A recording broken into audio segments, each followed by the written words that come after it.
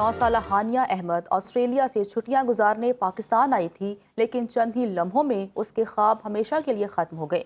चकवाल में सीसीडी की फायरिंग के नतीजे में हानिया की हलाकत ने मुल्क भर में गम और गुस्से की लहर दौड़ा दी है। आखिर इस रात क्या हुआ और अब तहकीकात कहाँ तक पहुंची हैं, जानते हैं इस रिपोर्ट में। 9 साल हानिया अहमद अपने वालिदैन और भाई के साथ पाकिस्तान आई थी। खानदान हज की अदायगी के बाद अजीज़ो अकारब से मुलाकातों में मसरूफ़ था।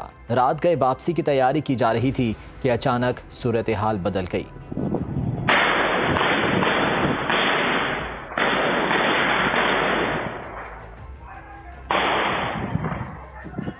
रिपोर्ट्स के मुताबिक मोटरसाइकिल सवार मुसल्लह अफराद ने खानदान को रोककर लूट मार की कोशिश की। इसी दौरान करीब मौजूद सीसीडी एहलकार हरकत में आए। मुल्जिमान और एहलकारों के दरमियान फायरिंग का तबादला शुरू हो गया। खानदान के सरबराह अदील अहमद ने अपने अहले खाना को महफूज मकाम तक पहुंचाने के लिए गाड़ी आगे बढ़ाई, लेकिन अगले चंद सेकंड एक अलबनाक सानहे में बदल गए। मुबैना तौर पर सीसीडी एहलकार गाड़ी को मुश्तबा समझ बैठे और फायरिंग कर दी। गोलियां गाड़ी में बैठे अफराद को लगीं। 9 साल हानिया शदीद जख्मी हुई, जबकि उसके वालिद और भाई भी जख्मी हुए। अस्पताल मुंतकिल किए जाने के बावजूद हानिया जांबर न हो सकी। जो मेरी बेटी हैं उनके जारी जो मैंने देखा वो 3 से 4 निशान थे जख्म के, और वो मौके पे ही शहीद हो गई थी। हमारे साथ जो हुआ वो ये, इसको पोर्ट टू बेड किया जाए। जिस बंदे ने हमें मारा है, सीसीटीवी वाले ने, पुलिस वालों ने, उनको सज़ा मिलनी चाहिए ताकि ये वाक़या रिपीट ना हो।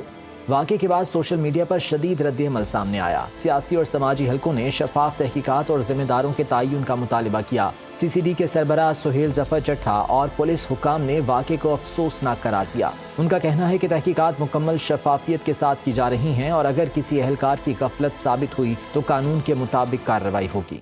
हमने अपने अफसर को अरेस्ट कर लिया। इन्वेस्टिगेशन मेरिट के ऊपर होगी। उसमें सेक्शन 302 का इजाद किया गया। उसके ऊपर पहले काफ़ी देर बहस हुई।